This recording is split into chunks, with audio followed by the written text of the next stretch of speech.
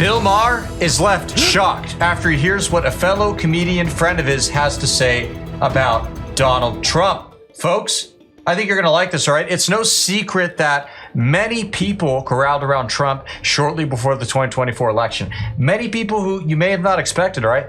Bill Ackman, longtime Democrat, Wall Street, gazillionaire or something, is a prime example. And then you've got many others that we will get into soon. So, including this comedian guy. So with that being said, we're going to get right into it. It's going to be fun. But first, do me a huge favor here. Like our video and share it around so we can keep bringing you all this great, hard-hitting content. And as always, Patriots, I'm your host, Darian, and this is Resist the Mainstream. Luckily, the Puerto Ricans, and I knew this going into it, and I knew it at the last second when I was doing it at 2:30 in the afternoon, which was another terrible problem. If there's one thing I was upset about... That was in the afternoon, that rally? It started in the afternoon, and it was supposed to go to the evening. When I got there, I go, when am I going up in this thing? And they go, you're up first.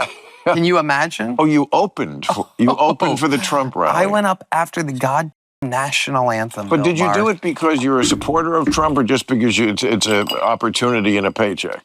Was it a paycheck? No, it wasn't a paycheck. I did it literally to hopefully, get some, hopefully, if only 10,000, not to mention 100,000, maybe 200 if we're lucky, actual people to vote for him. Yeah. Oh, so you did want people to vote for Trump? Yes, without a doubt. Okay. I think he gets a weird rap in this world, man. And, we're going to have to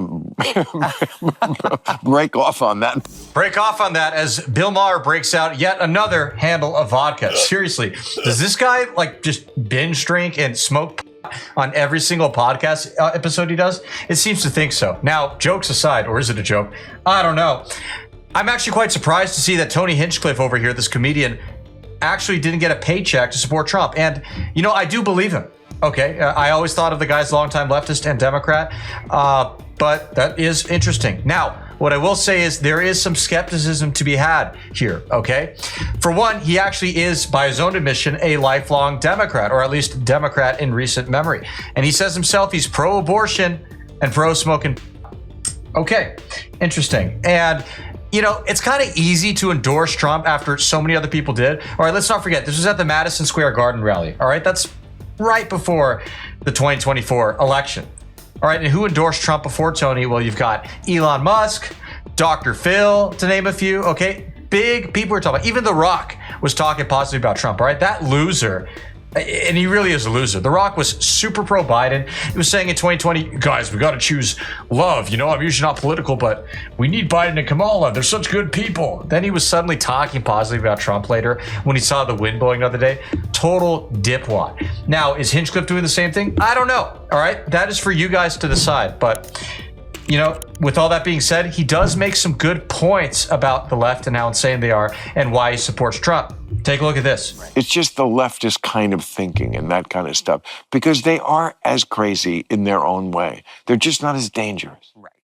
You mean the left isn't The left as dangerous? is not as dangerous because they still believe... I would say that they are. That's an interesting one, because it seems like the right-wingers are the ones with the guns and this and that, and we'll take... It feels that way, but I mean, all of a sudden, the last few years, I'm looking at who the mass shooters are and this and that, and it is creepily... I'm talking about our way of life, which is governed by the type of government we have. Yeah. And they are still constitutionalists and institutionalists.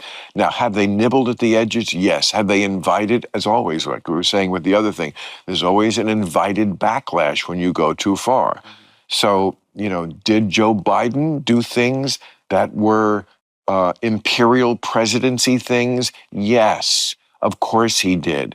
He said in his own words something like, well, the Supreme Court said I couldn't give student loans, but I'll find a way. Okay. That's not nearly what Trump is doing, but it invites that kind of argument from the right, which says, you know what, they all do it.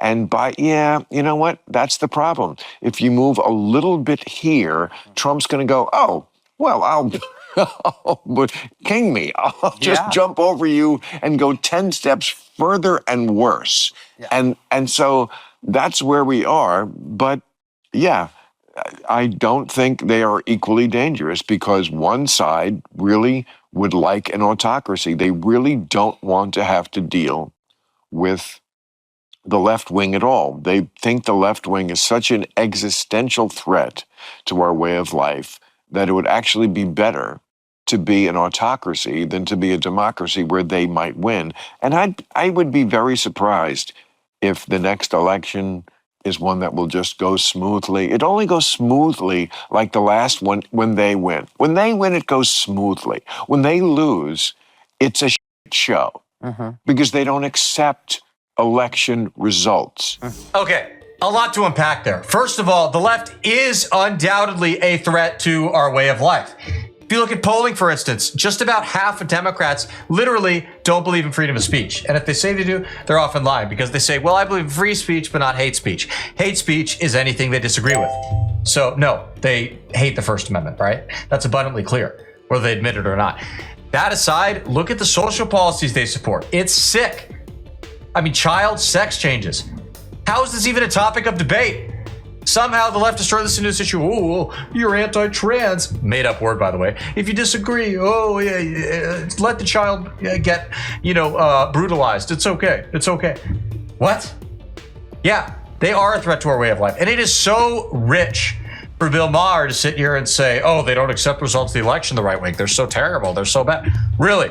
Did you live through 2016, Bill? Because I did, and I'm a lot younger than you, and I remember it, okay? I was literally becoming an adult, just becoming an adult back then, and I saw the insanity that unfolded. I mean, it is nuts. You had this whole thing about Russia. Oh, Russia stole the election. Trump is in Putin's pocket. He's in bed with them. Blah, blah, blah. Golden showers. All that stupid stuff. I mean, it's crazy. They impeached Trump. They couldn't accept the election results, so they impeached Donald Trump. But the right doesn't accept election results? Please, spare me the BS. That's ridiculous. Now, Maher can sometimes be reasonable. In fact, did you hear about his recent meeting with Trump? Maher kind of brought that up and said something else that happened as a result of it. Look at this. Larry David said, I'm a Nazi. He did? Well, he said I had dinner with Hitler. Oh, yeah. I mean, and by the way, and I think literally when we say we do it to themselves, how dare anyone call Trump Hitler? That is such an insult to the Jewish people. That's exactly what I said when I did an interview about it. That it's like, among other things, first of all, as soon as you play the Hitler card, you've kind of lost the argument, unless you're really dealing with Hitler, which, yes, we're not. But agreed. Like, it is quite insulting to the ones that Hitler. I mean, Hitler, I keep calling him the goat of evil. He's the goat. Oh, yeah. You can't.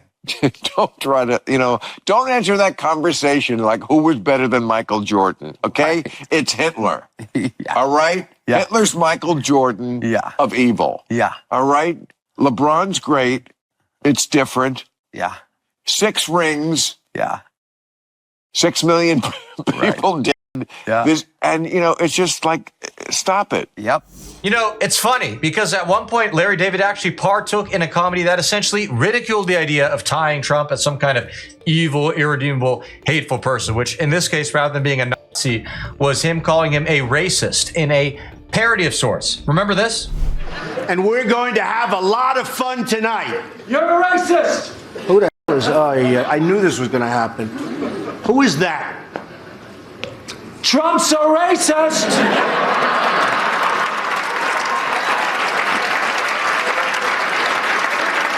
It's Larry David. What are you doing, Larry? I heard if I yelled that, they'd give me $5,000. As a businessman, I can fully respect. Yeah, so much for that. He is a loony leftist just like the rest of them. With all that being said, folks, thank you so much for tuning in. We truly appreciate it. As always, we need your help, everybody. Hit that subscribe button, all right, and make sure we can see you again. Comment below. Let us know what you liked about the clip, what kind of stuff you're going to see in the future, and we'll see you again soon. And to our continued subscribers, we really appreciate you so very much. God bless.